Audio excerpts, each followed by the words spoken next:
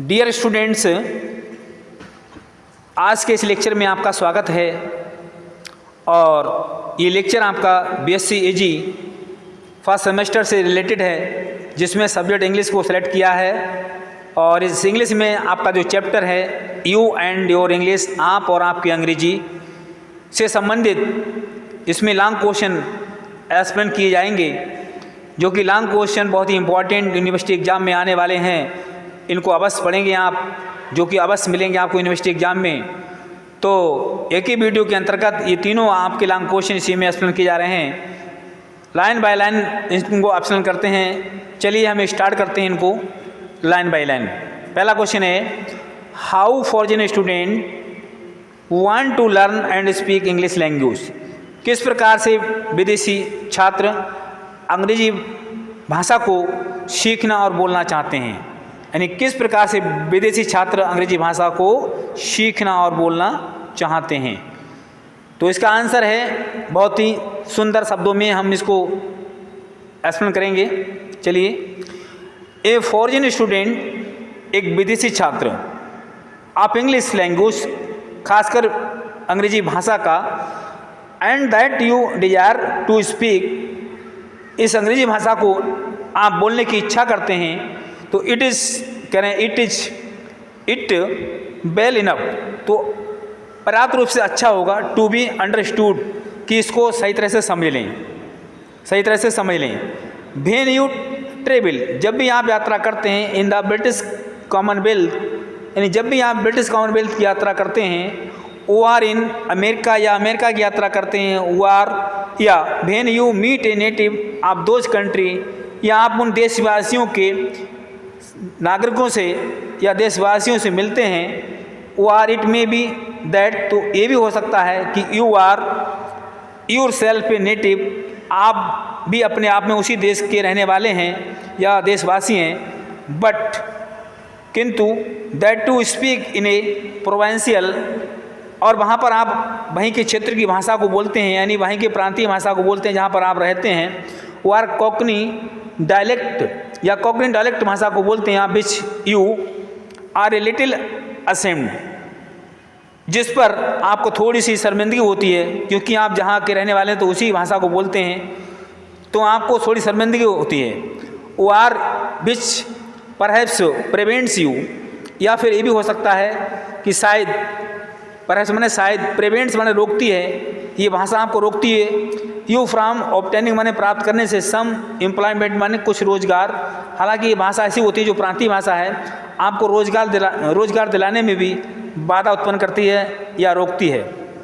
Which is open to those only who speak, कह रहे हैं ये एम्प्लॉयमेंट केवल उन्हीं के लिए होता है जो वहाँ की भाषा को जानते हैं अच्छी तरह से, या अंग्रेजी को ठीक तरह से जानते हैं।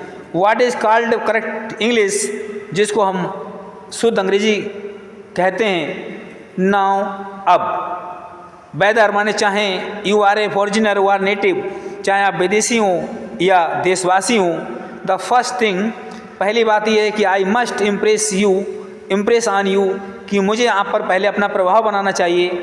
इज़ दैट, उसी तरह से there is no such thing, और ऐसी कोई बात नहीं होनी चाहिए एज आइडियली करेक्ट इंग्लिश, जो कि शुद्ध अंग्रेजी के बारे में आदर्श हो। नो टू ब्रिटिश सब्जेक्ट, कोई भी दो अंग्रेजी बोलने वाले या ब्रिटिश के रहने वाले स्पीक एग्जैक्टली अलाइक, हालांकि ब्रिटिश के रहने वाले दो व्यक्ति ऐसा नहीं हो सकता कि वो एक जैसे अंग्रेजी बोलते हों या एक जैसा बोलते हों। I am a member of a committee, मैं एक कमेटी का सदस्य हूँ, established by British Broadcasting Corporation, जिसकी स्थापना ब्रिटिश ब्रॉडकास्टिंग कॉरपोरेशन के द्वारा हुई थी। फॉर द पर्पस, माने इस उद्देश्य को मान करके, आप डिसाइडिंग, और निश्चय करके, हाउ टू अटर्नेस आप स्पीकर्स एम्प्लॉयड, कि किस प्रकार से जो स्पीकर हैं कि वो इस चीज़ में खरे उतरें या फिर इसको लागू करें। वाई द कॉरपोरेशन, निगम के द्वारा या निगम के माध्यम के द्वारा। Should be pronounced in order, उनसे कहा जाता है that they should be A model of correct English या करेक्ट स्पीच, कि वे शुद्ध स्पीच का एक मॉडल तैयार करें for the British island, British की भूमि पर। All the member of the committee, committee के सभी सदस्य आर एजुकेटेड पर्सन, सभी पढ़े लिखे सदस्य होते हैं, मेंबर होते हैं, ठीक है। हुज स्पीच, जिनकी स्पीच भाषण वुड पास एज करेक्ट, उतनी शुद्ध होती है, एंड रिफाइनेड, उतनी साफ होती है, इन एनी सोसाइटी, अन्य सोसाइटी की तरह, समाज की तरह, और एनी एम्प्लॉयमेंट, या अन्य किसी रोजगार वाले व्यक्ति की तरह, इन लंदन, लंदन में, लंदन में।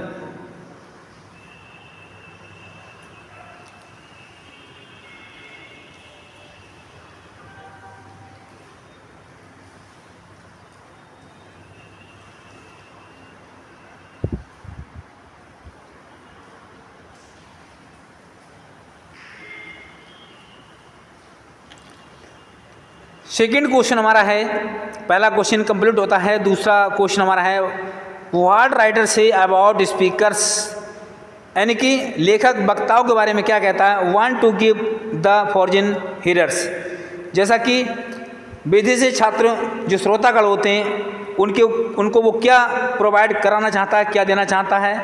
कहने मतलब है व्हाट राइटर से about speakers want to give to the foreign hearers, कि कोई भी, यानी लेखक के अनुसार कि कोई भी जो स्पीकर या वक्ता बांटना चाहता है विदेशी श्रोताओं के लिए, मतलब क्या देना चाहता है, किस तरह से समझाना चाहता है, क्या उनको किस तरह से सिखा पाएगा या नहीं। तो इस तरह से लेखक ये जानना चाहता है कि जो है स्पीकर वक्ता जो है वो विदेशी श्रोताओं को किस प्रकार से क्या देना चाहता है।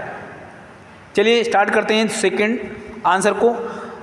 लेखक कह रहे हैं I am now going to address myself, मैं अपने आप को संबोधित करने जा रहा हूँ, स्पेशली खास तौर से टू माई फॉरेन हीयरर्स। लेखक कह रहे हैं खासकर विशेष तौर से मैं विदेशी श्रोताओं को संबोधित करने जा रहा हूँ, यानी विदेशी श्रोताओं को बताने जा रहा हूँ। क्या बताने जा रहा हूँ, कह रहे हैं I have given them another warning, कह रहे हैं मैं उनको दूसरी बार चेतावनी दे रहा हूँ। वार्निंग का मतलब चेतावनी, आप क्वाइट ए डिफरेंट काइंड, जो कि बिल्कुल अलग तरह की है। If you are learning English, अगर आप अंग्रेजी को सीख रहे हैं, बिकॉज क्योंकि यू इंटेंड, आपने इरादा बनाया है, इंटेंड इरादा, to travel in England, England की यात्रा करने का, अगर आपने इंग्लैंड की यात्रा करने का इरादा बनाया है, and wish to be understood there, और वहाँ की भाषा को सीखने का या समझने का आपने इरादा बनाया है, तो do not try to speak English perfectly, तो आप तेज़ी के साथ अंग्रेजी ना बोलें। बिकॉज क्योंकि इफ़ यू डू, यदि आप ऐसा करोगे तो no one will understood you, आपको कोई समझ नहीं पाएगा, यानी आपकी भाषा को तेज़ी की वजह से समझ नहीं पाएगा क्योंकि आप तेज़ बोलेंगे। I have already explained it, मैं पहले से आपको बता चुका हूँ, that though there is no such thing, कि ऐसी कोई बात नहीं होनी चाहिए एज परफेक्टली, इस तरह की कि करेक्ट इंग्लिश, जो कि शुद्ध अंग्रेजी में रुकावट आई।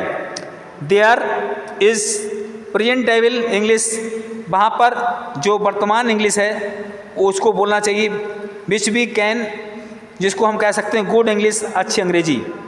वर्ड इन लंदन, किंतु लंदन में 900 यानी 900 लोग, एंड 99 में से, कह रहे हैं आउट ऑफ एवरी 1000 पीपल, वो 1000 लोगों में से बाहर होते हैं। Not only speak bad English, वो केवल ख़राब अंग्रेजी नहीं बोलते हैं, बट स्पीक इवन कह रहे हैं दैट वेरी बैडली, बहुत बुरी अंग्रेजी बोलते हैं। यू में से आप कह सकते हैं दैट इवन इफ, यहाँ तक कि they do not speak English well, वो अच्छी तरह से अंग्रेजी नहीं बोल पाते हैं। देम सलमान अपने आप में, they can at least understand, they can at least understand, उन्हें कम से कम इस चीज़ को समझना चाहिए। If when it is well spoken, जब अंग्रेजी सही होगी, बोल चाल सही होगी, तो दे कैन व्हेन, तो वो ऐसा कर सकते हैं। When the speaker is English, यानी वक्ता जो अंग्रेजी का है। Word when the speaker is a foreigner, अगर वक्ता विदेशी है, द बेटर इज स्पीक, तो वो अधिक अच्छी अंग्रेजी बोलेगा। द हार्डर, जहाँ पर अधिक कठिनाई होती है, इट इज़ टू अंडरस्टैंड माने समझने की, ये माने उसके लिए कि no foreigner can ever stress, कोई भी विदेशी can ever stress the syllable and make the voice, यानी एक तरह की लय नहीं निकाल सकता या एक तरह की आवाज़ नहीं बोल सकता। राइज एंड फॉल, कभी उसकी आवाज़ उठती है और कभी गिरती है। इन क्वेश्चन एंड आंसर, प्रश्नों को बोलते समय या फिर उसके आंसर को देते समय। Assertion and denial, in refusal that and concept in inquiry और इंफॉर्मेशन, चाहे वहाँ पर इंफॉर्मेशन की बात हो या फिर इंक्वायरी पूछताछ की बात हो। एग्जैक्टली वास्तव में एज ए नेटिव डज, एक देशवासी तो ऐसा कर सकता है। देयरफॉर, इसलिए द फर्स्ट थिंग, पहली बात यह है कि यू हैव टू डू, आपको ऐसा करना है, is to speak with a strong foreign accent, आपको जो है स्पीक माने बोलना चाहिए विद ए स्ट्रॉन्ग फॉरेन, यानी विदेशी की तरह accent, and speak broken English, और आपको ब्रोकन इंग्लिश बोलना चाहिए, that is English without any grammar, जिसमें कोई ग्रामर या व्याकरण ना हो। देन एवरी इंग्लिश पर्सन, तभी प्रत्येक अंग्रेजी बोलने वाला व्यक्ति, टू होम यू स्पीक, आपको वो भी उसी तरह से बोलेगा, विल एडवांस नो, और वो बिल्कुल इस चीज़ को समझ लेगा, that you are a foreigner, कि आप विदेशी हैं, and try to understand you, और आप भी जानने की कोशिश करते हैं, and be ready to help you, और आप उसकी सहायता या मदद करने के लिए तैयार रहते हैं। तो डियर स्टूडेंट, ये सेकंड आंसर आपका कंप्लीट हुआ, और इसके बाद हमारा तीसरा क्वेश्चन आ रहा है जिसको हम एक्सप्लेन करेंगे। तो तीसरा क्वेश्चन है, डिफाइन कंपनी मैनर्स और home manners to speak English. हालांकि अंग्रेजी को बोलते समय कंपनी के तौर तरीके या फिर घरेलू तौर तरीकों को परिभाषित कीजिए। तीसरा क्वेश्चन पूछ रहा है कि डिफाइन माने परिभाषित कीजिए, कंपनी मैनर माने कंपनी के तौर तरीकों को, और होम मैनर्स या घरेलू तौर तरीकों को, टू स्पीक इंग्लिश अंग्रेजी बोलते समय। तो चलिए इसका आंसर स्टार्ट करते हैं। नो डाउट, इसमें कोई संदेह की बात नहीं है। राइटर कहना है इसमें नो डाउट में संदेह की बात नहीं। I out to speak in my wife, जब भी मैं अपने पत्नी से बात करता हूँ, वाइफ माने पत्नी, एज केयरफुली माने बड़ी सावधानी से। हालांकि जब मैं अपनी पत्नी से बात करता हूँ तो बड़ी सावधानी से बात करता हूँ। एज आई शुड स्पीक, जैसा मुझे बोलना चाहिए। टू ए क्वीन, एक रानी से। हालांकि जैसा कि एक रानी से बात करता हूँ उसी तरह से अपनी पत्नी से मुझे बात करनी चाहिए। And she to me as careful, क्योंकि वो मेरे प्रति अधिक सावधान होती है। As she would speak to a king, हालांकि हमको उसके सामने एक राजा के समान बात करना चाहिए। बी आउट टू, जो हमें करना चाहिए, बट बी डोंट, किंतु हमें ये बात नहीं करनी चाहिए कि by the way is short for do not, कि हम इसको संक्षेप में बात को कर लें या फिर इसको बात को ना करें। We all have company manners, अगर हमारे पास कंपनी के तौर तरीके हैं, मैंने हमारे तौर तरीके, एंड होम मैनर्स, और हमारे पास घरेलू तौर तरीके हैं जिनको हम अच्छी तरह से जानते हैं। If you were to call on a strange family, कह रहे हैं यदि आपको कोई अजनबी परिवार बुलाता है, and to listen through the keyhole, और किसी होल के माध्यम से आपकी बात को सुनता है। नॉट दैट, तो ऐसा अगर नहीं हो पाता तो आई वुड सजेस्ट, तो मैं आपको सुझाव देता हूँ, फॉर ए मोमेंट माने थोड़े समय के लिए, दैट यू आर कैपेबल, आप डूइंग सच, ऐसा करने में आप सक्षम बनिए। कैपेबल माने सक्षम, डूइंग सच, ऐसा करने के लिए। ए वेरी यूनिटी, कह रहे हैं एक बहुत अच्छी बात है। Like you are ungentle man like, एक असभ्य व्यक्ति के समान। थिंग माने बात होती है, बट स्टिल, किंतु फिर भी। इफ़ इन योर इंथ्यूजियम, आपके उत्साह में, फॉर स्टडिंग लैंग्वेज, अगर आप किसी भाषा का अध्ययन कर रहे हैं तो यू कुड ब्रिंग देयर, करें you could bring yourself to do it, तो आपको वहाँ पर अपने आप में ये सब कुछ करना होगा। Just for a few second, कुछ सेकंड के लिए। टू हियर, और आपको सुनना होगा। How a family speak to one another, कि एक परिवार एक दूसरे से, यानी एक परिवार के लोग एक दूसरे से किस तरह से बात करते हैं। When there is nobody else listening to them, अगर वहाँ पर आपके अलावा कोई सुनने वाला नहीं है। And then walk into the room, और आप तब चल करके कमरे में जाते हैं। एंड हियर, और ये बात सुनते हैं। हाउ वेरी डिफरेंटली, कि कितना अलग या भिन्न है। They speak in your presence, जब भी आपकी उपस्थिति में बात करते हैं, आपकी उपस्थिति में बात करते हैं तो कितना अलग बोलते हैं। द चेंज, ये परिवर्तन, वुड सरप्राइज यू, आपको अचंभित कर देता है। इवन, यहाँ तक कि वेन आवर होम में मैनर्स, हमारे घरेलू तौर तरीके आर एज गुड एज, ऐसे होते हैं आवर कंपनी मैनर, जैसे कि हमारी कंपनी के तौर तरीके। एंड आपका वास्तव में they out to be much better, इस तरह के तौर तरीके अच्छे होने चाहिए। दे आर ऑलवेज डिफरेंट, वे हमेशा अलग होते हैं। एंड द डिफरेंट, जो अंतर है, इज ग्रेटर इन स्पीच, वो स्पीच माने भाषण के लिए अधिक बड़ा माना जाता है या अधिक कुछ महत्व रखता है। देयर मीन एनीथिंग एल्स, किसी अन्य बात के या अन्य चीज़ के अलावा। तो डियर स्टूडेंट्स, ये तीनों लॉन्ग क्वेश्चन आपके कंप्लीट होते हैं, और मैं समझ गया हूँ कि आप लोग इस चीज़ों को, क्वेश्चनों को सही तरह से समझ गए होंगे।